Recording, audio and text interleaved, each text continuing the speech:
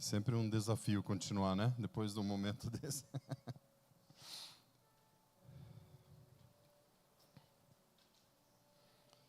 Mas vamos lá. Ontem nós falamos sobre a importância de nós renovarmos nossa mente, certo? E como é importante para isso você estar disposto e você ter humildade o suficiente de falar: Deus, eu posso estar errado naquilo que eu penso, naquilo que eu creio, naquilo que eu estou vivendo. E ontem nós falamos bastante a respeito da importância da presença de Deus, certo? E como nós precisamos renovar a nossa mente, no sentido de que a presença de Deus está sempre conosco, que Ele jamais nos deixa, né? E que nós não precisamos implorar pela presença dEle. E hoje à tarde nós fomos ensinados, e talvez alguns de nós renovaram a sua mente com relação a como sermos pais, certo? E hoje eu quero continuar, eu quero falar sobre dois assuntos que, como eu falei ontem, né? Eu trago aqui aquilo que marcou a minha vida, aquilo que transformou a minha vida e a minha forma de viver agora uma vida com Deus. E eu espero que isso possa ajudar vocês também. Eu queria começar lendo uma frase que, a primeira vez que eu li ela, eu fiquei muito impactado e eu comecei a entender que faz muito sentido, na verdade.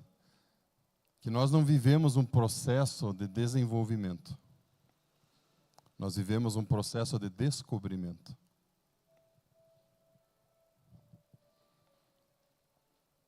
O que isso significa? Significa que não é que a gente vai melhorando com o tempo. A gente simplesmente descobre quem já nós somos em Cristo e nós começamos a viver isso. Amém? E o descobrimento significa, segundo o nosso dicionário, é o ato de descobrir o que já existia, mas não era conhecido. E eu quero falar hoje sobre a nossa identidade em Cristo. E como isso transformou a minha vida, na verdade. Quando eu comecei a entender como Deus me via em Cristo. Não mais como eu me via, mas como Deus me vê. Como Deus me enxerga. E conforme você vai descobrindo isso, você consegue vivenciar isso. E como eu falei, a Fernanda hoje nos trouxe um pouco uma renovação da mente a respeito de sermos pais, como sermos pais, né? E eu queria, na verdade, agora, o primeiro ponto que eu queria trazer é talvez uma renovação da mente de como nós somos filhos. Quem aqui é filho de Deus? Amém? Todo mundo, certo? Quem aqui soube disso já no primeiro dia, ou até antes mesmo de se converter? Que você se tornava um filho de Deus. Sim ou não? No momento que você se converteu, você falaram, você agora é um filho de Deus. Certo? Então, esse assunto em si não é novidade, mas eu quero trazer algumas coisas a respeito disso. Eu quero começar lendo alguns versículos super conhecidos, mas só para a gente trazer um contexto aqui. Primeiro versículo, 1 João 3:1. Fala assim: vejam como é grande o amor que o Pai nos concedeu, sermos chamados filhos de Deus, o que de fato somos. Eu acho muito interessante como ele termina esse versículo. Nós somos feitos agora filhos de Deus, e ele afirma, e nós de fato somos filhos de Deus. João 1, vou ler o 12 e o 13, também super conhecidos. Onde é que está aqui? Contudo, aos que o receberam, aos que creram em seu nome, deu-lhes o direito de se tornarem filhos de Deus, os quais não nasceram por descendência natural, nem pela vontade da carne, nem pela vontade de algum homem, mas nasceram de Deus. E eu acho esse texto muito interessante, que ele fala que nós não nascemos da nossa vontade, da vontade de nenhum homem. Nós nascemos de Deus. E o que é o novo nascimento? João 3, né? Bem conhecido também. Jesus chega... quantos aqui já assistiram The Chosen, pelo menos o começo ali? Não é interessante ver, né, aquilo, vendo a Bíblia, né, sendo assim apresentada de uma forma que você começa a entender. E, lógico, eles romantizam algumas coisas, né? Mas a parte em que Nicodemos chega para Jesus escondido, né, não é demais aquilo lá. E ele começa a perguntar para Jesus. E Jesus fala assim, em João 3, a partir do versículo 3, digo-lhe a verdade, ninguém pode ver o reino de Deus se não nascer de novo. Perguntou Nicodemos, como alguém pode nascer sendo velho? É claro que não pode entrar pela segunda vez ao ventre da sua mãe e renascer. Respondeu Jesus, digo-lhe a verdade, ninguém pode entrar no reino de Deus se não nascer da água e do Espírito. O que nasce da carne é carne, mas o que nasce do Espírito é Espírito. Não se surpreenda pelo fato de eu ter dito, é necessário que vocês nasçam de novo. E algo muito interessante nesse texto é que a palavra de novo, né, nascer de novo, ela pode significar nascer de Deus. Nascer do céu, nascer do alto. Nós estamos, né, falando sobre como viver uma vida numa perspectiva do céu. E aqui Jesus está falando para Nicodemos, e eu quero trazer talvez essa ideia, propor essa ideia de que talvez o que Nicodemos escutou de Jesus foi: você não pode entrar no reino dos céus se você não nascer de Deus. Porque no original ela pode ser traduzida dessa forma. E o que nós acabamos de ler em João? Que nós não nascemos da vontade da carne, nem da vontade de homens, nós nascemos de Deus. Ou seja, nós somos filhos de Deus, nascidos dele. E nós, de fato, somos filhos de Deus. Mas o que eu quero trazer hoje, porque, como eu falei, isso aqui já todo mundo já sabe. Mas o que eu quero trazer, que talvez mude um pouco a tua mente, é que não adianta você ser filho e não viver como um filho. Não adianta você falar que você é filho de Deus, mas não viver como um filho de Deus, não usufruir de tudo aquilo que está disponível para um filho de Deus viver. E a Fernanda trouxe a história do filho pródigo, e eu queria também trazer ela um pouco. O que aconteceu ali? Nós sabemos a história, né? Alguém não conhece a história? Melhor, quem conhece a história? Né? Às vezes não. Ninguém vai levantar que não conhece, né? Então, todo mundo conhece. Né? O filho pródigo vai embora, tal. O filho mais velho fica indignado, como a Fernanda mencionou aqui. Mas o que é o ponto aqui? Os dois sabiam quem era o pai deles. Eles sabiam que eles eram filhos daquele senhor, certo? Mas nenhum deles conhecia o pai de fato. Se você lê a história, você percebe que os dois não conheciam o pai que tinham. Primeiro porque um pega e vai embora. E antes de ele voltar, o que ele faz? Vocês lembram? Ele começa a ensaiar o pedido de perdão dele. Vocês lembram disso ou não? Ele começa, né? Porque a hora que eu chegar lá, eu vou falar: pai, eu não mereço mais ser chamado teu filho, mas me aceite pelo menos como teu servo. E como que o pai dele recebeu ele? De braços abertos, e não só de braços abertos, ele foi correndo até o filho. Certo? Quando ele viu o filho se aproximando, ele foi correndo. E por que ele foi correndo até o filho? Na época, para um homem daquela idade, correr era algo indigno. Na cultura deles, os homens não corriam, era algo que não fazia parte da cultura. E por que ele saiu correndo atrás do filho? Porque tinha uma lei que falava assim, que os filhos que fizeram o que aquele filho fez, eles poderiam ser apedrejados. Então o pai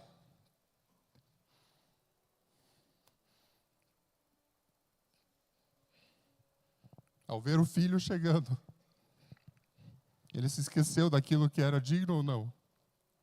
E ele foi correndo. Por quê? Porque vai que alguém chega antes que ele e apedreja o filho, porque estava na lei. Ele poderia fazer isso. E depois a Bíblia fala que o pai, ele enche ele de beijos. Ele beija o filho. E a tradução, na verdade, no original, ele significa algo como ele limpou o rosto do filho com beijos. Não foi um beijo só. Era algo, filho, e beija, beija, beija, beija. E pensa, o filho veio da onde? Ele veio dos porcos. Provavelmente ele estava sujo. E o pai não se importou. E o que ele fez? Ele restituiu a identidade do filho na hora. Roupas, aliança, né, anel, sandálias. E o filho achava que o pai dele talvez nem o receberia como servo. E o que aconteceu com o filho mais velho? O filho mais velho, ele volta do trabalho dele e vê o barulho acontecendo. E de repente, ele descobre que a festa é porque o irmão dele voltou. E ele fica indignado. Vocês lembram que ele não entrou? Mais uma vez, quem foi lá fora foi o pai. O pai chegou para o filho e falou: filho, o que está acontecendo? Como é que vocês fazem uma festa para esse meu irmão que fez tudo isso? E para mim, eu nunca ganhei um cordeiro para fazer um churrasco com meus amigos. Basicamente, né? Parafraseando. E o que o pai fala para esse filho? Que sabia que era filho, mas que não conhecia o pai. Ele falou: filho, tudo que eu tenho é teu. Era só você ter pedido. Mas esse filho, ele estava tão focado em fazer, porque ele falou para o pai: eu nunca desobedeci uma ordem tua. Ele estava tão obcecado em fazer, que ele nunca teve um tempo de conhecer o pai e falar: pai, posso pegar um cordeiro? Claro, filho, tudo que eu tenho é teu.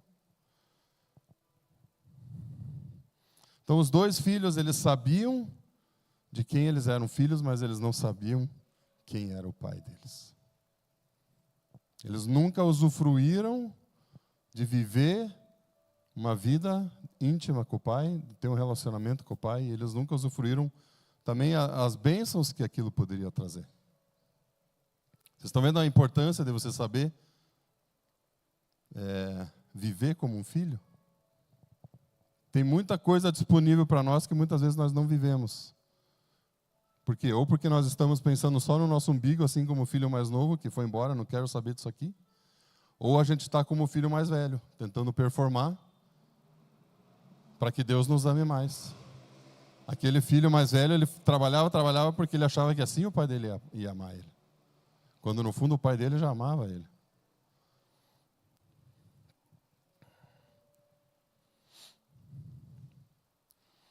Tem uma frase que eu gosto muito que fala assim, que filhos têm acesso ao pai todos os dias, os servos só aos domingos.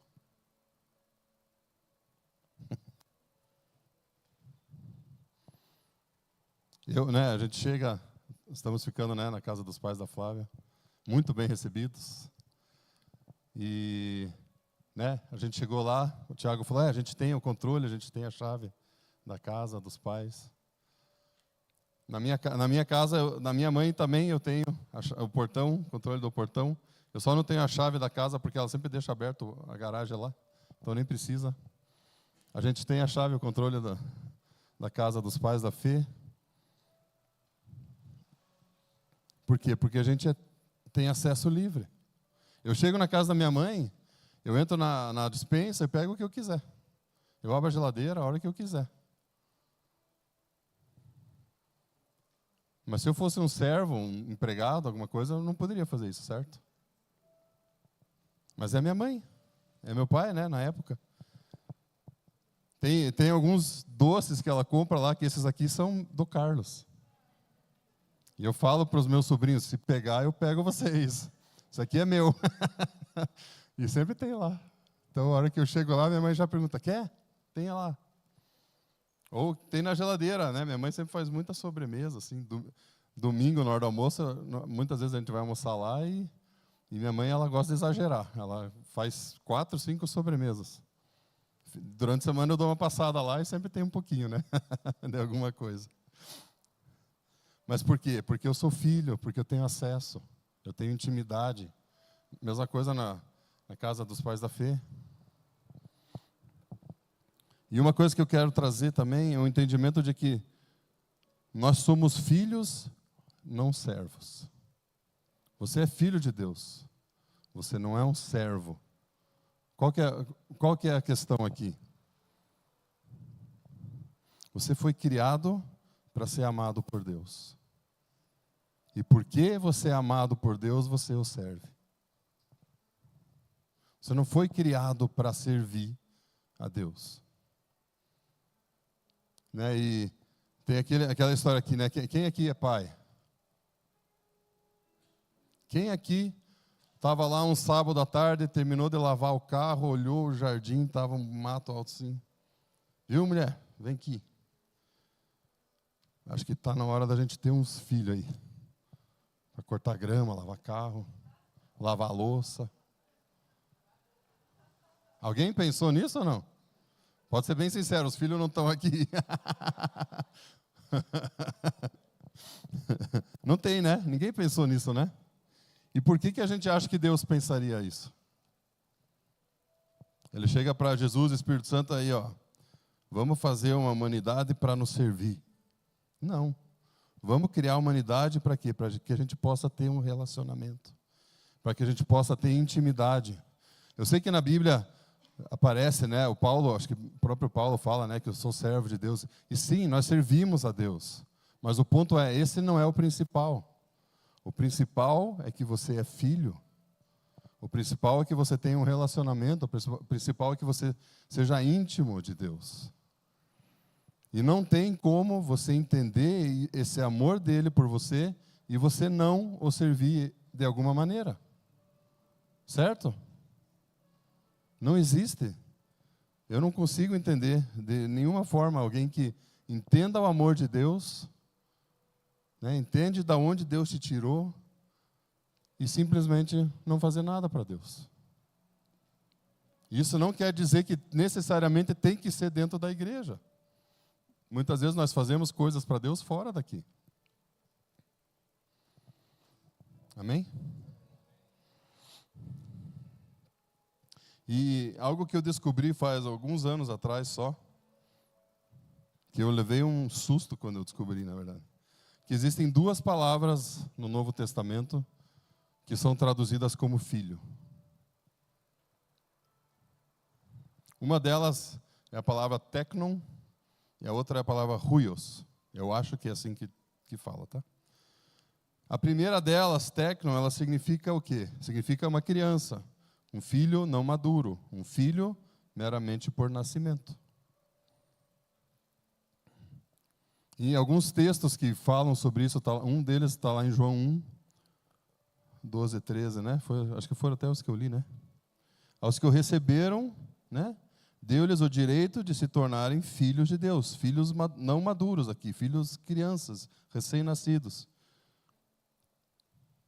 O outro está em Romanos 8. Eu peguei só alguns exemplos aqui. Romanos 8, 16 e 17 fala assim.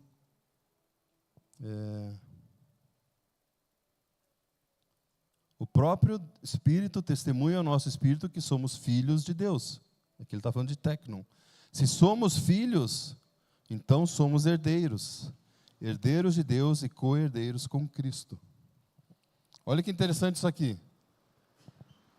A palavra aqui é um filho não maduro, um recém-nascido. No momento em que você se torna filho de Deus, você se torna herdeiro de Deus.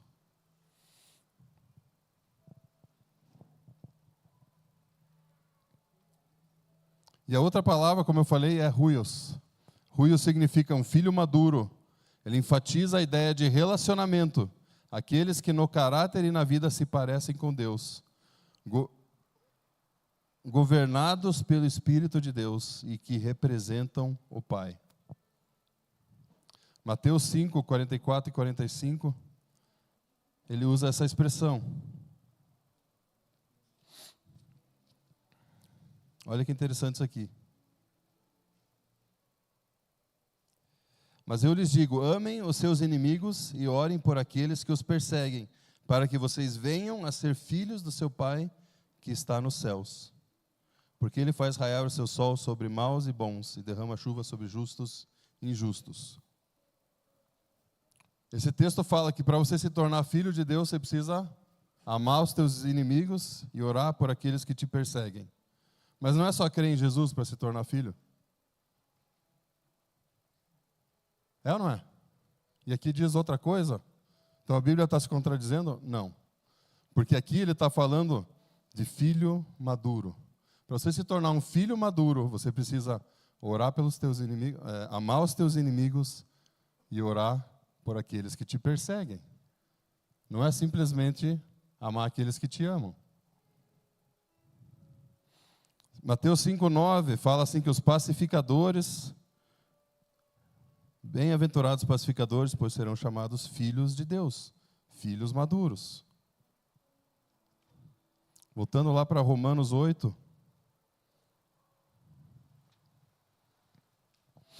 Romanos 8,14 fala assim que... Cadê? Preciso comprar uma Bíblia com letra um pouquinho maior. Está ali? Aí, ó. Porque todos os que são conduzidos pelo Espírito de Deus são filhos de Deus. Aqui ele está falando de novo, filhos maduros. Ou seja, se você é guiado pelo Espírito, você é um filho maduro. Depois de novo, Romanos 8,19. Fala assim, a natureza criada aguarda com grande expectativa que os filhos de Deus sejam revelados. Mais uma vez, um filho maduro. Então, o objetivo de Deus é que todos nós nos tornemos filhos maduros dele. Amém? Não só simplesmente filhos, mas filhos maduros, filhos que são guiados pelo Espírito, filhos que oram pelos seus inimigos, filhos que querem transformar o mundo. Nesse último fala que a criação aguarda a revelação dos filhos maduros de Deus. Então não é nem só a humanidade, toda a criação aguarda a revelação dos filhos de Deus. Então a importância de nós entendermos que nós somos filhos, que nós precisamos ser filhos maduros e que nós podemos viver e usufruir um relacionamento de pai e filho com Deus, usufruir de todas as bênçãos que é você ter um pai presente. A Bíblia, nós lemos lá o versículo que fala que nós somos herdeiros. O que significa isso? Significa que nós somos herdeiros de Deus, co-herdeiros com Cristo. Se você é co-herdeiro com Cristo, aquilo que Ele tem, você tem, certo? Isso significa o quê? Que tudo aquilo que estava disponível para Jesus, quando Ele estava aqui na terra, está agora disponível para nós. Lógico que Jesus tinha uma missão, algo que nós não poderíamos alcançar. Mas as ferramentas que estavam disponíveis para Ele, estão disponíveis para nós. Isso é ser herdeiro de Deus e co-herdeiro de Cristo. A Bíblia fala também que nós somos uma nova criação. 2 Coríntios 5,17, fala que aquele que está em Cristo é uma nova criação. As coisas velhas já passaram, eis que tudo se fez novo. Certo? A palavra nova ali, na original, ela significa de um novo tipo, aquilo que ainda não passou por revisão ou reparo. Então, quando a Bíblia fala que você é uma nova criação, ela está falando que você foi criado novo. Você não foi reparado, você não foi consertado. Aquela minha vida antiga foi remendada e está aqui o novo. Não. O novo, você nasceu de novo. Eu esqueci de ler antes, eu li o versículo, mas esqueci de comentar, que a Bíblia fala assim, aquele que nasce da carne é carne, aquele que nasce do Espírito é Espírito. No meu entendimento, no momento em que você entrega a tua vida para Jesus, o nascer de novo, o nascer de Deus é o nascimento do nosso espírito. E a partir daquele momento, nós somos cheios do Espírito de Deus, nós somos cheios do nosso espírito. Eu lembro que eu falei ontem que aquele que se une a Deus é um espírito com Ele. A gente se torna um espírito com Deus. E a nova criação significa que as coisas velhas já passaram e tudo se fez novo. Deus, ele não olha mais para você como aquele cara que fazia tudo aquelas coisas erradas e agora foi reparado e está aqui. Não. A nova criação, ela não tem passado. Então, quando você é feito novo, Deus não olha para você com aquele histórico de pecados que você tinha. Ele vê como você, como uma nova criação feita nele, nascido dele.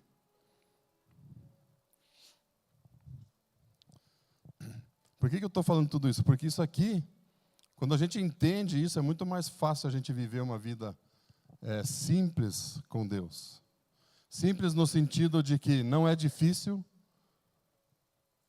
mas ao mesmo tempo a gente consegue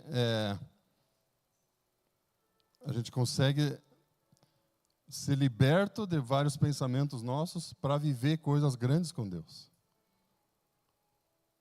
Porque muitas coisas que nós pensamos, né, as fortalezas, a Bíblia chama de fortaleza, de sofismas e um monte de palavras difíceis assim, são barreiras que a gente coloca na nossa cabeça que impedem a gente de viver algo grande com Deus. Então nós somos filhos, nós somos herdeiros, nós somos nova criação. E eu queria falar um pouco sobre a justificação ainda, que para mim, quando eu entendi isso aqui, foi, eu acho que o ponto principal da minha transformação. A gente lê muitas vezes na Bíblia, né, que nós fomos feitos justiça de Deus, certo? O que a gente entende por isso? O que vocês entendem por isso? O que é a justiça de Deus? O que a palavra... Se você está assistindo um jornal aí, nem sei se o Datena ainda faz, mas o Datena aparecia bastante essas coisas, né, de crimes e coisas, e de repente, você vê lá, de repente o povo pede por justiça. O que isso significa? No nosso entendimento. Fazer valer a lei. Muitas vezes é uma punição, certo? A nossa justiça é que o cara que fez algo errado seja preso, seja... Enfim, né? Mas a palavra justiça, na Bíblia, o original dela significa o seguinte, olha que interessante isso aqui. É o estado daquele que é como deve ser. Condição aceitável para Deus. Então, quando a Bíblia fala que você é a justiça de Deus, ele está falando que você agora está num estado de como você deveria ser. Você foi restaurado para aquele estado inicial, quando Deus criou a humanidade. Condição aceitável para Deus. Você se torna aceitável para Ele. Justificação significa o ato de Deus que declara as pessoas livres de culpa e aceitáveis para Ele. Então a Bíblia fala que nós somos justificados, certo? Certo ou não? Justificado significa tornar justo ou como deve ser. Então, se a Bíblia fala que nós somos justificados, e a justificação significa que é um ato de Deus que declara as pessoas livres de culpa e aceitáveis para Ele, isso aqui muda tudo a forma como você vai ler agora esses versículos. E eu gosto muito da versão da Bíblia da NVT, que não sei quantos já conhecem, né? Nova Versão Transformadora, acho que é isso, né? E eu gosto muito, principalmente, quando ele toca nesse assunto da justiça, porque eu acho que a interpretação deles foi muito boa. Eu queria ler 2 Coríntios 5, 21, que fala assim: pois Deus fez de Cristo, aquele que nunca pecou, a oferta por nosso pecado, para que por meio dele fôssemos declarados justos diante de Deus. Em outra versão, pode deixar, para que nele nos tornássemos justiça de Deus.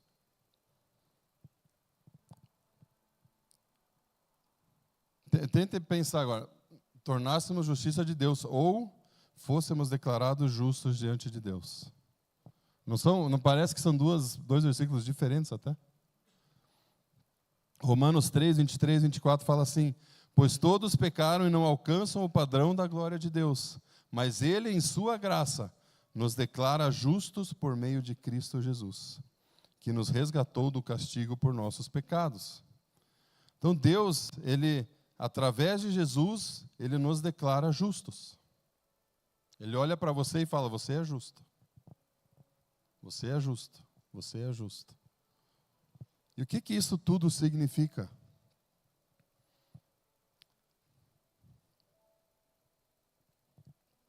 Qual que é o contraste na nossa cultura de tem o pecador e tem o santo, não é? O santo. Aquele ali é santinho, não faz nada errado, não é assim? Mas vocês sabem que na Bíblia, eu pelo menos não achei até hoje um versículo que contrasta o pecador com o santo. Porque santo significa alguém que foi separado para o serviço, né, para viver uma vida com Deus. Mas existem na Bíblia dois versículos que contrastam o justo com o pecador. Lucas 5:32 fala assim: eu não vim para chamar os justos, e sim os pecadores ao arrependimento. Depois Salmo 1:5, né, ele finaliza assim: que os pecadores não prevalecerão na congregação dos justos. E quando eu comecei a estudar isso aqui, você começa cara, peraí. Então, a Bíblia fala que nós somos justificados e que nós somos declarados justos por Deus, certo? E de repente a Bíblia contrasta justo e pecador. O que isso significa? Que se nós somos justos, nós não podemos ser pecadores. Certo? Ou você é um ou você é outro. Pecador salvo pela graça não é uma expressão que aparece na Bíblia. Que você é um pecador salvo pela graça. Eu li ontem os versículos, né? Ontem ou hoje?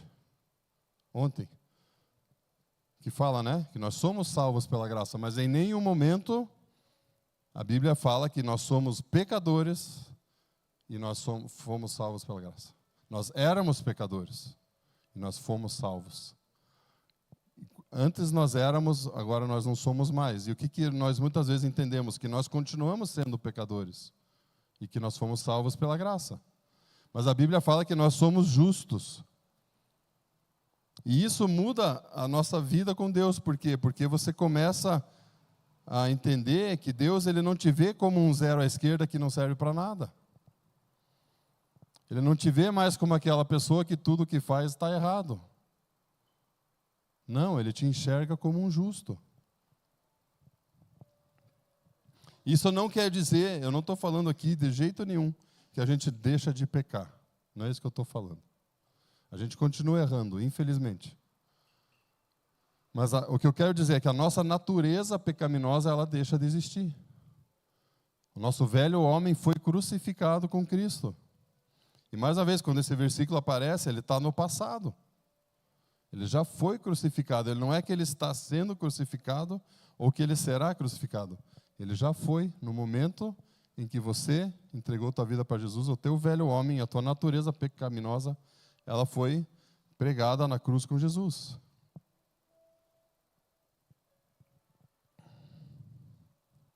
E a Bíblia ainda fala que nós somos coparticipantes da natureza de Deus. Lá em 2 Pedro 1:4. A Bíblia também fala que Deus é luz e a luz não se dá com as trevas. Certo? Talvez isso tudo o Tiago já passou aqui para vocês, não sei. Mas eu queria trazer de novo, porque para mim foi algo que impactou minha vida e transformou minha vida, eu entender que Deus, ele não me enxerga mais como um pecador. Deus, ele me enxerga como um justo. E o pecado original, né, como as pessoas gostam de chamar, que na verdade a Bíblia fala assim, que pela transgressão de um, o pecado entrou no mundo. Ele nem chama o que Adão fez de pecado, ele chama aquilo de uma transgressão. E com isso o pecado entrou no mundo. O que isso significa? O pecado ele era uma força, algo que te afastava de Deus. Tanto que na primeira vez que aparece lá em Gênesis, é na história ali de Caim e Abel. Né? E Deus fala para... Quem matou quem? Caim matou Abel, né?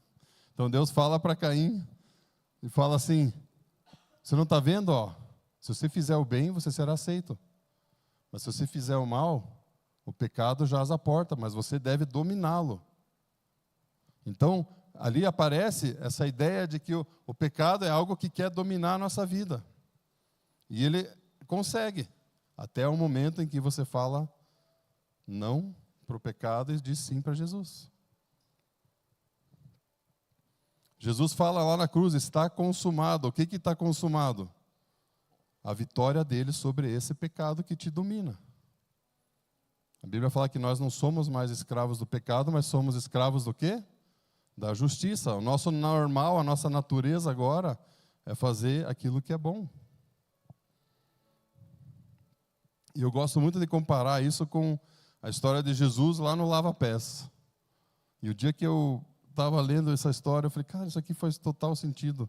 Eu nunca tinha ouvido alguém falar sobre isso e me chamou a atenção. O que acontece? Vocês lembram da história do lava-pés, né? Jesus começa a lavar o pés de todo mundo, chega Pedro e fala, Jesus, de jeito nenhum, você vai lavar meu pé. Né? E Jesus fala assim, então você não tem parte comigo. Daí Pedrão, naquele jeitão dele, né? Não, então lava tudo, né? E daí Jesus fala assim, que quem já se banhou, como é que é? Quem já se banhou precisa lavar os pés, no mais já está todo limpo. O que isso significa? Por que eles lavavam os pés? Porque eles andavam descalços ou de sandálias em estradas de chão. A terra sujava os pés. Então Jesus, quando eu entendi esse contexto da seguinte forma, o pecado original, vamos dizer assim, aquilo que te afastava de Deus, no momento em que você entregou tua vida para Jesus, você foi lavado dele, já se banhou, você está todo limpo. Mas no nosso caminhar, no nosso dia a dia, nós vamos sujando os nossos pés com atitudes, com palavras, com pensamentos. E a gente precisa, sim, lavar os nossos pés. A gente precisa, sim, ter momentos de confissão. Deus, eu errei aqui, pisei na bola, me perdoa. Pedir perdão para o próximo.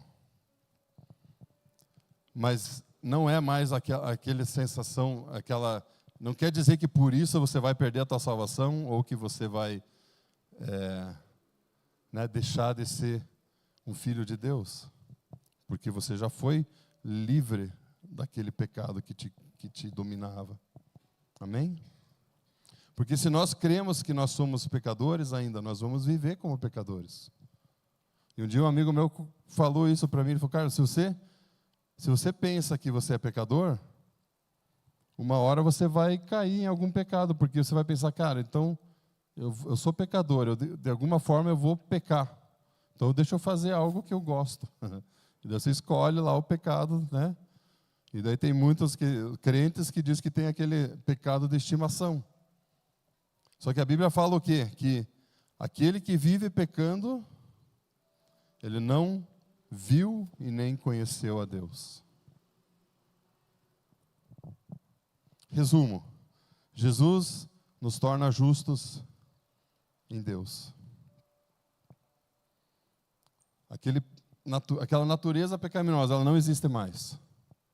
Nós continuamos, sim, errando no nosso caminho, sujando os nossos pés, mas nós não somos mais dominados pelo pecado. A Bíblia fala que cada vez que uma tentação vier, você consegue, né? Deus, ele manda um escape para você. A carne é fraca é uma frase que está totalmente fora de contexto. Isso é usado para o pecado. Vocês já leram o que era a história da carne fraca? Era para os discípulos estarem orando e eles dormiam. Jesus fala, a carne é fraca. O espírito está pronto, mas a carne de vocês está fraca. Vocês precisam, né? Não tem nada a ver com pecado.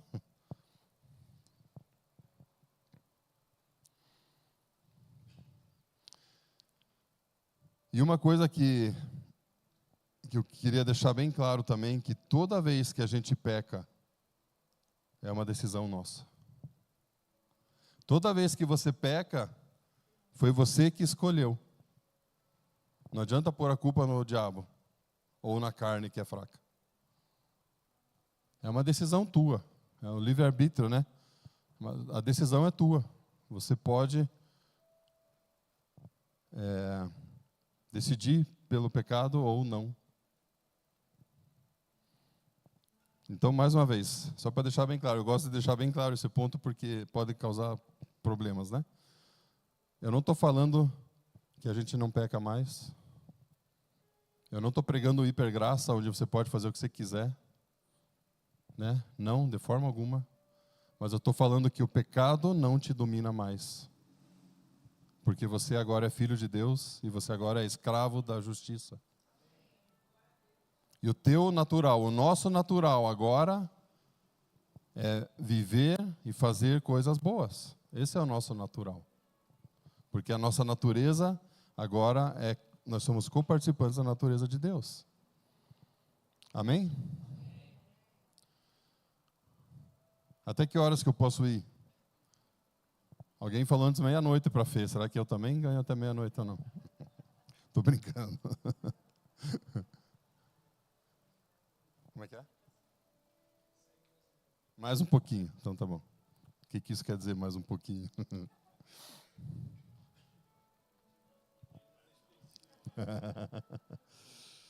Tá.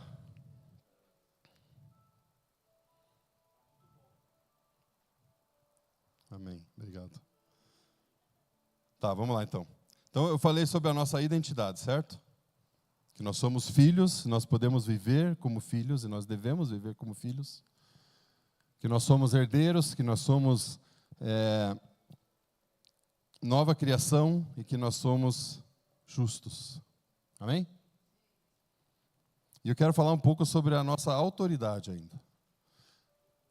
Isso tudo que eu falei até agora é para a gente entender que Deus ele nos enxerga de uma forma que Ele nos capacita a viver coisas grandes com Ele. E a questão da autoridade que eu quero trazer é algo que agora a gente começa a entender tudo aquilo que está disponível para a gente viver com Ele. Mateus 28, 18, 20, né? De 18 a 20, fala o ide. Todo mundo conhece esse texto, né? Você pode pôr lá para eu não precisar. Jesus se aproximou deles e disse: toda a autoridade no céu e na terra me foi dada. Portanto, vão e façam discípulos de todas as nações, batizando-os em nome do Pai, do Filho e do Espírito Santo. Ensinem esses novos discípulos a obedecerem todas as ordens que eu lhes dei e lembrem disso, estou sempre com vocês até o fim dos tempos. O versículo que eu quero chamar a atenção aqui é o versículo 18. Jesus ele fala assim para o povo: toda autoridade me foi dada no céu e na terra. Toda autoridade está com Jesus.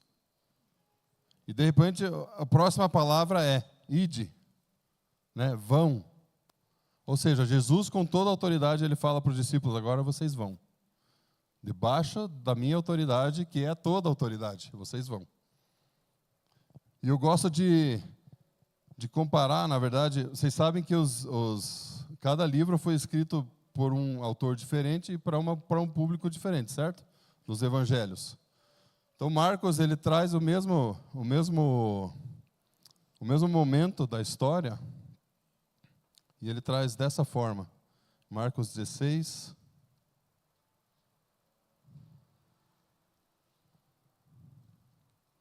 Marcos 16, a partir do versículo 15.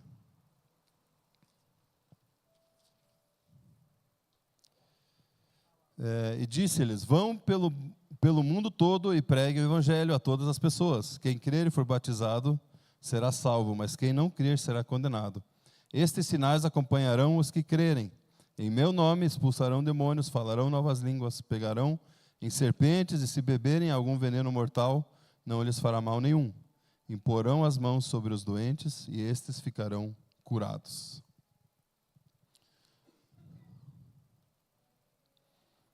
Então Jesus, ele fala assim, né? Toda autoridade me foi dada nos céus e na terra. Vão e façam discípulos. E se você pega a continuação dessa mesma história, seria como se Jesus estivesse falando: vão, façam discípulos, e esses sinais vão acompanhar vocês.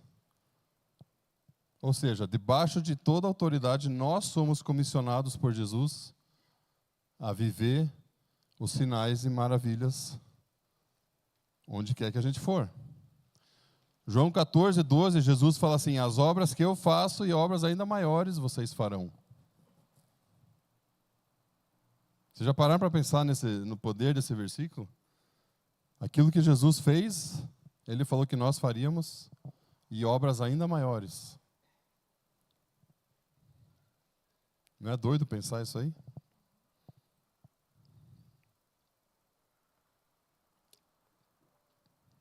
E o sobrenatural era o padrão do ministério de Jesus. Se você olhar o ministério dele, sempre tinha. Ele sempre ensinava e provava. Ou ele provava, né, com poder e ensinava depois. Jesus, ele nunca separou o ensino da demonstração de poder. E isso é uma coisa que eu, como líder agora, eu tento prestar muita atenção nisso, porque o poder de Deus, ele vem para provar aquilo que Deus, né, aquilo que a gente ensina, aquilo que a palavra de Deus ensina. Jesus nunca ensinou e deixou de fazer algo poderoso. E por que nós muitas vezes deixamos isso de lado, né? A gente traz muitas vezes teoria, e cadê a prática daquilo que a gente acabou de falar, né?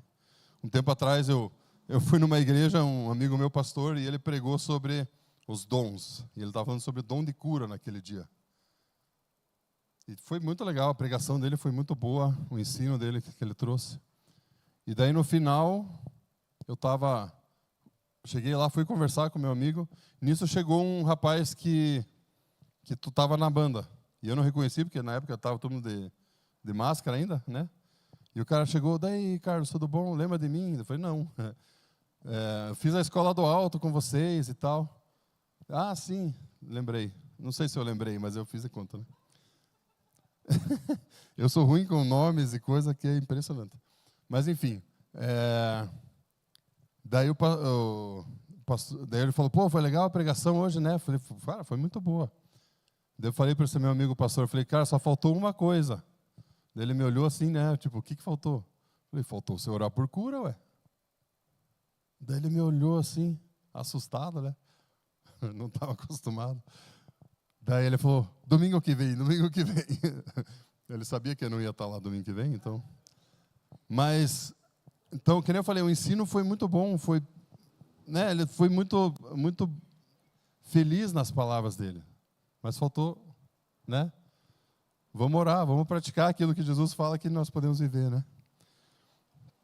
Então eu falo, eu como pastor e líder, assim, é algo que eu sempre tento. Eu preciso conciliar os dois, precisa ter um equilíbrio. Amém? Então vamos lá. Então ele fala ali, né? Esses sinais acompanharão aqueles que creem. E daí ele fala de expulsar demônios, ele fala de curas, ele fala de várias coisas, né? E nós sabemos que existem os dons do Espírito. E eu vou finalizar aqui falando sobre isso, eu vou tentar correr o máximo aqui. Eu não vou tratar de cada um dos dons, mas eu quero trazer um básico sobre o assunto. Os dons, eles são presentes, não é por esforço. Os dons de Deus, o Reinhard Bonk, eu não sei quantos conhecem Reinhard Bonk, já ouviram falar? Um evangelista bem conhecido, né? E ele falava assim que os dons do Espírito, eles são ferramentas para o trabalho e não são medalhas de honra. E muitas vezes o que a gente acha? Nossa, aquele cara ali tem o dom da cura. E a gente meio que faz um pedestal para o cara, né? O outro cara, nossa, esse é profeta, esse é poderoso. Mas, na verdade, os dons, eles são simplesmente ferramentas para o trabalho. Eles não são medalha de honra, porque Deus ele pode usar até pessoas recém-convertidas às vezes. Deus usou, né, até uma mula para falar. Então, às vezes, Deus pode até usar pessoas que não são crentes para falar, trazer palavras às vezes. Mas isso são exceções, tá? Mas pode acontecer. Então, os dons, eles não são necessariamente sinal de maturidade espiritual. Chris Walton fala que os dons são a linguagem do amor de Deus. Então, é uma das formas que Deus ele demonstra amor pelo povo, através dos dons, através de curas, através de palavras proféticas, através de, enfim, palavras de conhecimento. Quantas pessoas que a gente já não viu que abriram o coração para Jesus depois que alguém trouxe uma palavra de conhecimento a respeito da vida dela? Como é que você sabe disso aí? Não, o Espírito Santo me revelou. Me conta mais sobre esse Deus aí. E uma coisa, né, que eu gosto de enfatizar a respeito disso é que o Espírito Santo é o doador de todos os dons. E o Espírito Santo distribui conforme lhe apraz. Esse lhe apraz, ele significa assim, conforme a necessidade, conforme o propósito. Então o Espírito Santo, ele pensa assim, o Espírito Santo ele está dentro de você, certo? O Espírito Santo é aquele que dá os dons para as pessoas. Ou seja, aquele que dá todos os dons, ele está dentro de você. Só que ele dá o dom, ele distribui o dom conforme a necessidade, conforme um propósito. Então, não tem aqueles negócios, ali, eu vou mostrar para você, quer ver? Eu vou mostrar um negócio aqui, vou fazer aparecer alguma coisa aqui, ou vou fazer a pessoa ser curada só para você ver. Não é nesse sentido. Tem que ter um propósito. Né? A Bíblia até fala, né? Então faz ali acontecer alguma coisa, né? Mesmo para Jesus foi tentado, né? Não era nesse sentido, né? Os dons, eles existem para um propósito. E o propósito dos dons principal é a edificação do próximo, a edificação da igreja. Os dons, eles servem, o profético vocês já aprenderam aqui, né? Ele serve para edificar, encorajar e consolar. Certo? Se você pega os dons de 1 Coríntios 12, todos os dons ali, eles são para edificação do corpo. Nenhum dom é para você mesmo ali. E existem vários outros dons citados, né? E uma coisa que eu queria enfatizar aqui é que o amor pelo próximo, ele precisa ser aquilo que faz você querer viver os dons. Quantos conhecem 1 Coríntios 13? O versículo do amor, certo? O capítulo do amor, que é conhecido, certo? Vocês já pensaram uma vez no contexto desse capítulo? O que aparece em 1 Coríntios 12, o que aparece em 1 Coríntios 14? 1 Coríntios 12 começa com os dons, a lista de dons ali, os 9 dons. 1 Coríntios 14, o que é?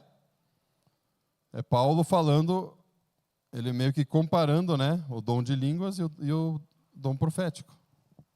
Então, o capítulo do amor, que é muito usado em casamentos, é muito usado em momentos assim, na verdade o contexto daquilo é os dons. Então ele fala, né, não adianta você profetizar e não amar. O que isso quer dizer? Que os dons, quando a gente quer fluir nos dons, nós precisamos aprender a amar as pessoas. Né? Deus não vai fazer você orar por cura e a pessoa ser curada só para você ter mais um testemunho para contar. Nós precisamos amar as pessoas. Você precisa olhar a pessoa e querer o bem dela e ir lá orar por ela.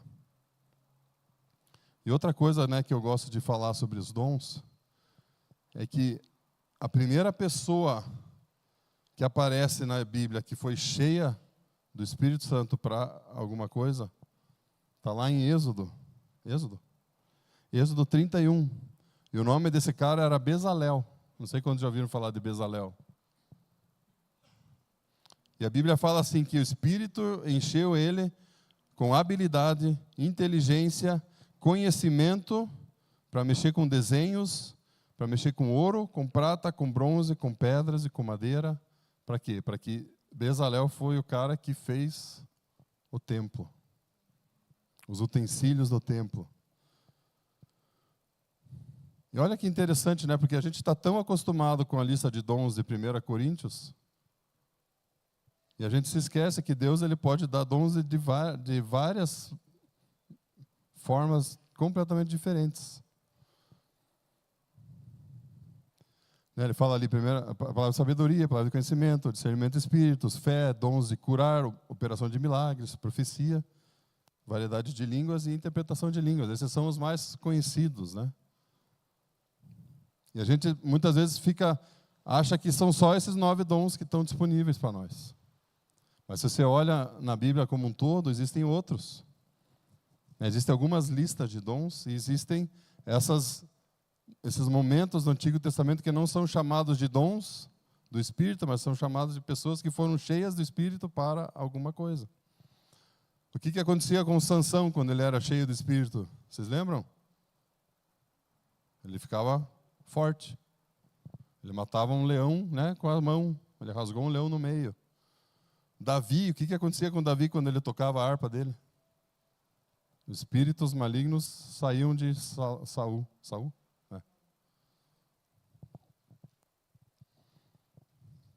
Então, o que isso tudo quer dizer? Que a gente não pode limitar a forma como Deus quer te usar. E a Bíblia ainda fala assim, para finalizar: procurai com zelo os melhores dons. Quais são os melhores dons? Alguém sabe ou não? Como é que é? Não? Eu tenho para mim o entendimento de que o melhor dom que você precisa buscar é aquele dom que você precisa agora. Por exemplo, eu estou com alguém doente na minha frente. O que adianta eu saber interpretar línguas naquele momento? Certo? Eu preciso, naquele momento, fluir no dom de cura.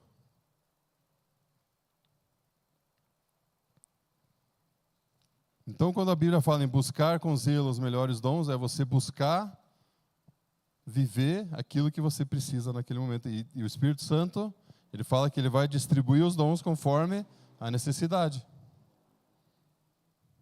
Então, o melhor dom é o que você precisa agora. E se você ainda não flui em algum dom que você gostaria de fluir, provavelmente você nunca se colocou na posição de precisar desse dom. Provavelmente você nunca se arriscou o suficiente. Eu queria muito interpretar línguas. Você já tentou? Já pediu para Deus, quando alguém estava orando em línguas, tentar interpretar? Não. Como é que você vai fazer? Né? Acho que, não sei se agora se é o Randy Clark ou quem que falou essa, mas acho que foi o Randy Clark, que fala assim que o maior segredo para você ver alguém ser curado, sabe o que é? É você orar por cura. Isso se chama viver por fé. Né? E fé a gente soletra como risco, é você se arriscar. Para finalizar, então, o que a gente falou hoje? A gente falou como Deus nos enxerga como filhos e que nós podemos viver como filhos. Nós podemos ser herdeiros de Deus. Nós somos herdeiros de Deus. E tudo aquilo que Jesus viveu está disponível para nós. Nós somos nova criação. E nós somos justificados, tornados justos por Deus. E por causa disso, Ele nos comissiona debaixo de toda a autoridade. E debaixo dessa autoridade toda nós podemos viver grandes coisas com Deus na nossa vida. Amém? Queria te convidar a você fechar os teus olhos.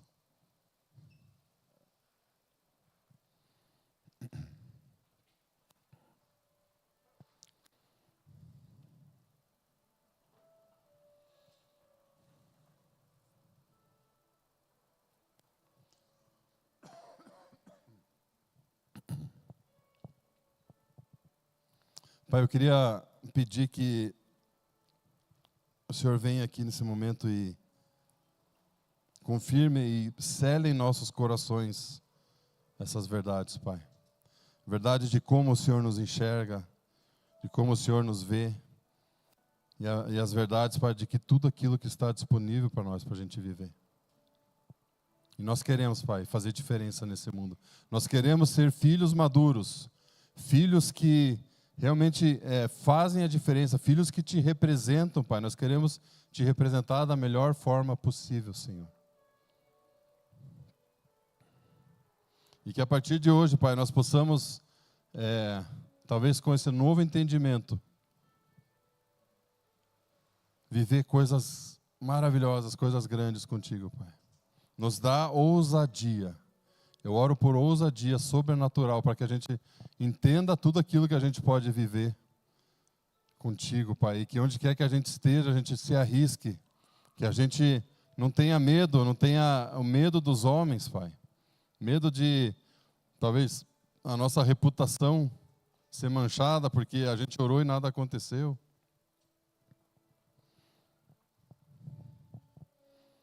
Pai, nos faz entender tudo aquilo que está disponível para nós, Pai. E como eu já orei, nós queremos te representar da melhor forma possível, Senhor. Nós queremos viver tudo que está disponível para nós.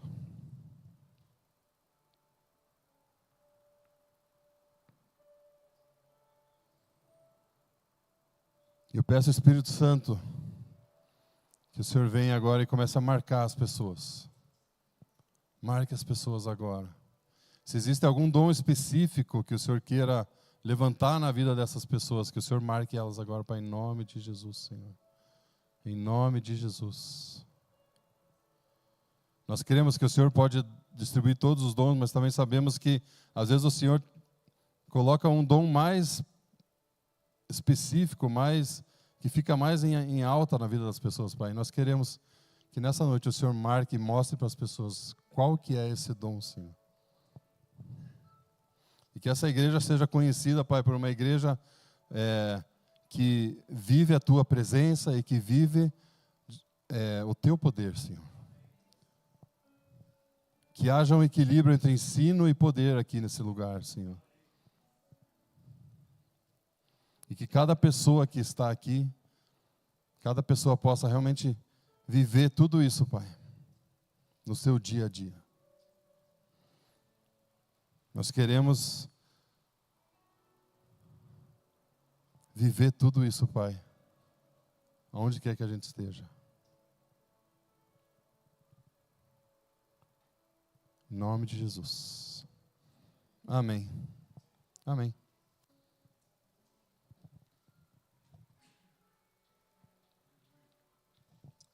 Amém. Você pode ficar de pé.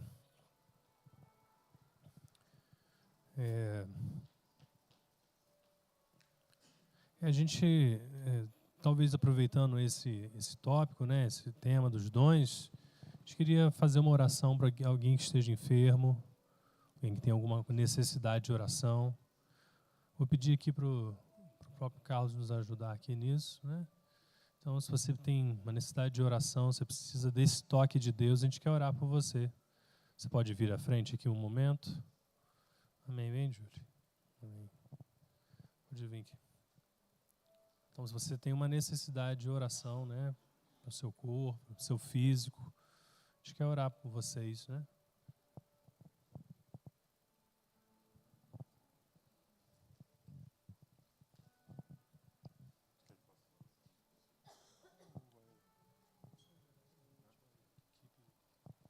Faça uma fila aqui assim, ó, mais espalhada um pouco. Daí eu vou pedir para o pessoal da igreja vir e impor as mãos sobre vocês. O pessoal que está na igreja, venha. Impõe as mãos sobre eles. Principalmente se você acha que Deus nunca vai te usar para curar alguém.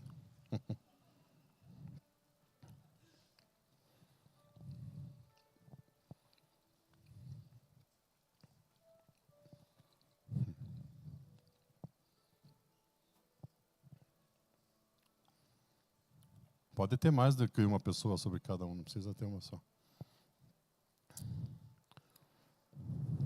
Pai, na autoridade do nome de Jesus, nós declaramos corpos sendo curados agora, em nome de Jesus. Todas as enfermidades vão embora no poder do nome de Jesus. Agora, vocês não têm o direito de estar nesses corpos, em nome de Jesus. Em nome de Jesus. Em nome de Jesus. Todas as dores, em nome de Jesus. Se tem alguma inflamação, nós mandamos embora agora, no poder do nome de Jesus. 100% de cura agora, em nome de Jesus, Pai.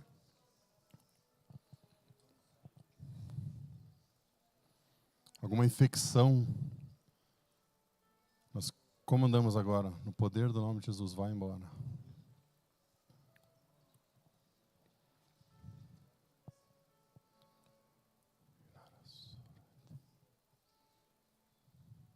Se você puder, testa teu corpo aí, se tinha alguma dor, se tinha alguma questão. Veja se mudou. Veja se está igual.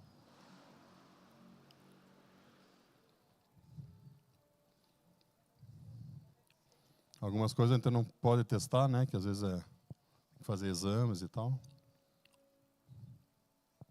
Alguém sentiu alguma diferença já ou não? Alguma dor que passou?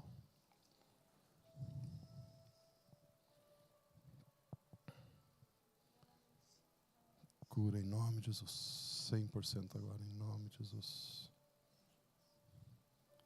Em nome de Jesus.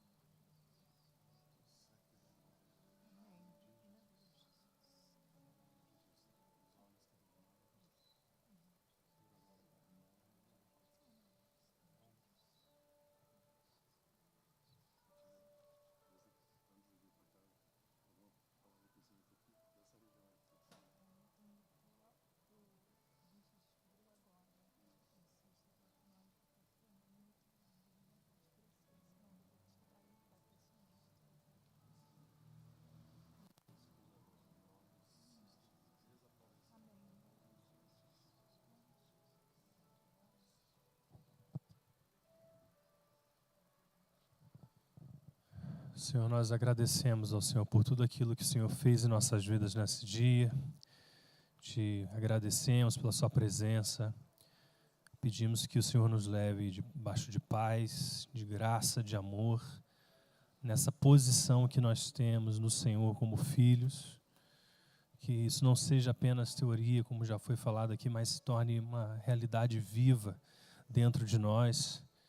Oramos para que o Seu Espírito nos conforte, nos console, nos encoraje. Possamos estar preparando os nossos corações para o dia de amanhã, o nosso culto no domingo. Que o Senhor continue falando e preparando para nós esse tempo, Senhor, tão especial. Nós louvamos pela Tua palavra, te louvamos pela vida do pastor Carlos, da Fernanda. Pedimos a Tua bênção sobre cada família, sobre cada casa nesse lugar, em nome de Jesus. Amém. Amém. Glória a Deus. Dá um abraço em alguém que está perto de você, né? Amanhã estaremos juntos. Deus abençoe.